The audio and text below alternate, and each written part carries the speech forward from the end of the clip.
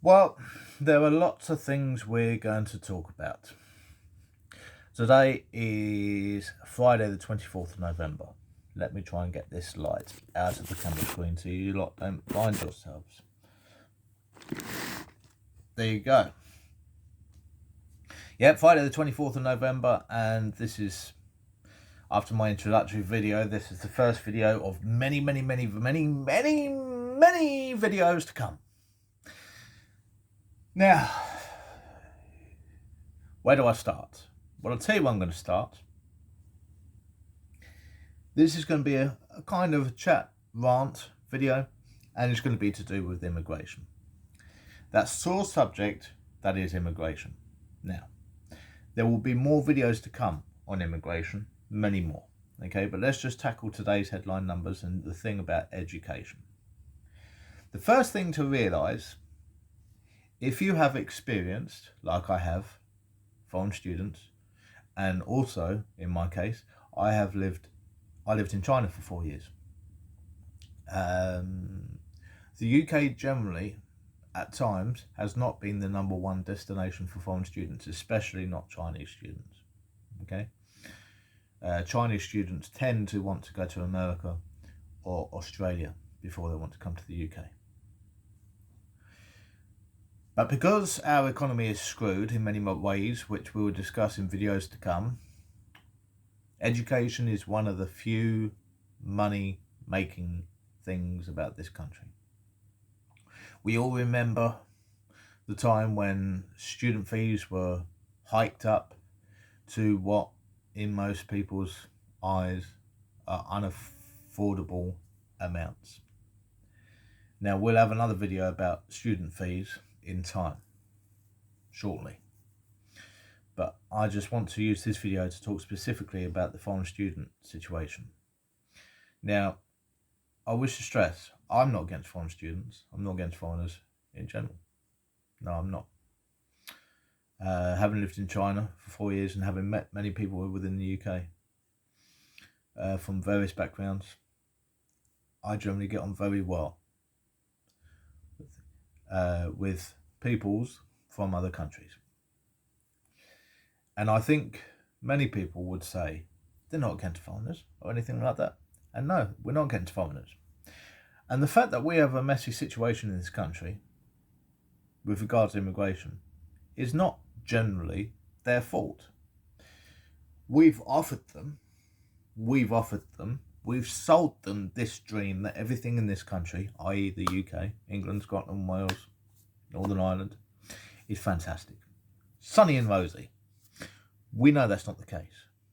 And we might say it's better than some countries, but it's still not sunny and rosy.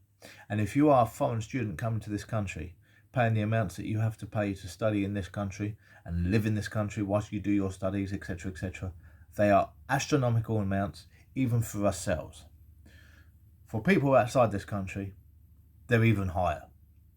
There are very few countries where you will go and work and potentially earn more money than you do here, on average. Of course, every country has its peoples who can earn fortunes that we would like to earn but don't and can't at this moment in time. But ultimately, the education system is a money-making scheme for the universities and for the government of this country. And this thing about where at the moment students can come here, study for 2 years, and then once they finish the course they can stay for 2 years there then after, is, to be honest, not an unfair thing. And the reason why it's not an unfair thing is because do we just take their money for them studying here? They choose to come and study here. We sold them the dream. We said, come here, study here. They come here to study here. They spend all their money here, etc. And they can't earn anything back to repay to re-earn the money that they've spent in our system. So we're going to take their money by letting them come and study here. And then we're going to say at the end of the study, okay, sod off. We don't want you here now. Thanks for spending all your money here. Sod off. Go back to whichever country you were from, or another country where potentially you're going to earn a lot less money than here. That doesn't mean to say you always earn lots of money here on a degree, because quite often a degree doesn't, sometimes the degree is not worth the paper it's written on here, in terms of when you go to work later, etc. It's just another, you know, if you think about all the people that are studying degrees in this country and then they go to work in fields that have nothing to do with their degrees. If degrees were really, and I know people can change their minds or they're later or whatever else, etc. And I know there's sometimes crossovers and all the rest of it, etc. But, you know, if you want to be a doctor and you study to be a doctor and then you become a doctor, the degree is worth it. But if you were to study, I don't know, retail management, for example, and then all the big supermarkets, as they have done, get rid of all their retail store managers because they don't want to pay them £40,000 a year or whatever it is anymore, then what did you study retail management for? See what I'm saying? I can even argue the fact, from personal experience and experience of seeing others, you can go and study a degree in teaching. It doesn't make you a teacher. No, it doesn't make you a teacher. Because if you don't have a personality and you can't communicate with the children and all the rest of it, etc., and you can't control your class and the rest of it, well, you ain't going to be a teacher, even if you have got a degree in teaching. You see where I'm coming from with this? Yet there are people out there who don't have degrees because they never had the opportunity, they never had the money and all the rest of it, etc., etc. They made fantastic teachers, and I've seen that, namely in China. Albeit now in China you do now need a degree because they join the degree club and say, no, you have to have a degree to work here. But that's more because to do with the fact that in retaliation to other countries doing the same to them. And it's also in retaliation to the fact that, unfortunately, you know, we say about foreigners coming in and committing crimes here. Don't think British people don't go to other countries and commit giant crimes. They do. We've seen it in the news on occasion. Like, for example, when the person was caught with drugs in China and we pleaded, it was linked to Poland, but they were from here as well. And the British government claimed clemency for him, which the Chinese stuck two fingers up to that. And lo and behold, they didn't succeed. Fair play to the Chinese. Because at the end of the day, if you go and do something and you know you can get in trouble for it and you get caught, you've only got yourself to blame, haven't you? I will also say there are disadvantages to keeping your nose clean, because you don't always get rewarded for keeping your nose clean. So don't think I'm saying, oh, you know, being clean is the way to be and all the rest of it, etc. Because sometimes in life you think it definitely isn't. But you get my drift. We're digressing slightly. Let's get back on point. My point of this video is that we can't slate the students that come here and study, and we can't say to them about the fact that, okay, you can stay here for 2 years and then at the end of your 2 years bugger off, we don't want you here anymore, right? And you can argue the universities are the problem, and they are, because you can't tell me universities charge £9,000 a year for UK students and they can't survive. If they can't, then that suggests there are too many universities, or the universities aren't good enough. There are people here who, if they're given, and that's what it boils down to. You know, we had colleges in this country who became university colleges.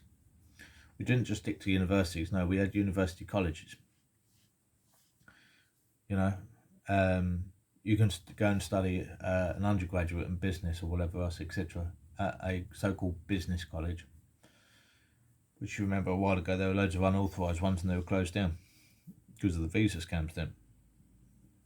And there were still visa scams. But we'll go into that another time. The point is, we cannot lambast students for coming here, studying here, spending all their money here. And when I say spending all their money here, I mean when they come from poor backgrounds and the family give them the money, what money they've got to go and make themselves a better life. We can't sell that dream to them, let them come here and then take all their money and then say, no, sorry, we don't want you anymore. We can't do that. It's not their problem. We have to change our system. We need to stop selling this dream of the UK, when the UK, in reality, is not the dream place that we all sometimes make it out to be. I'm not going to slate the UK entirely. I'm not. And to some people it is better. But let me tell you, my experience with Asian people is generally they come in and find the UK boring in comparison to their home countries. They feel very lonely and very bored. They get homesick. There's not the life here is all work, no play. Despite the fact that over years, depending on what industries you've worked, they reduced your working hours, contracted working hours and all the rest of it, etc., etc., and then they brought in 0 hours and all the rest of it, etc. They're topics for another day. But I stress, the UK is not the dream.